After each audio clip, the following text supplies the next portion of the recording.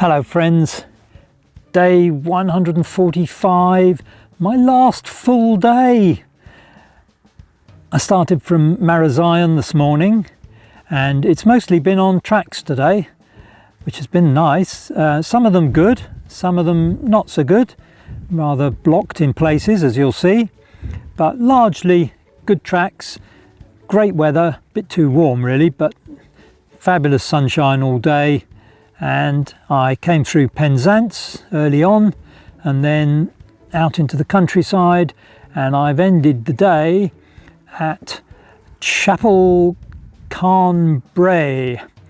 I was determined to get a good room with a view for my last night, and I think I've done just that, as you'll see later. Tomorrow, just 4 miles down to Land's End. So I'm aiming to get there for about 11 o'clock-ish, and Sam from Hope and Homes for Children is going to be there with some banners and publicity material. I did an interview for Radio Cornwall today, and that's going to be broadcast tomorrow. So if you're in the area, have a listen to that. This won't be the last video because I'll be doing one tomorrow. And in any case, I've got some ideas for other videos to follow on from that. So do keep watching. Thanks for sticking with me so far, and I'll see you on the trail.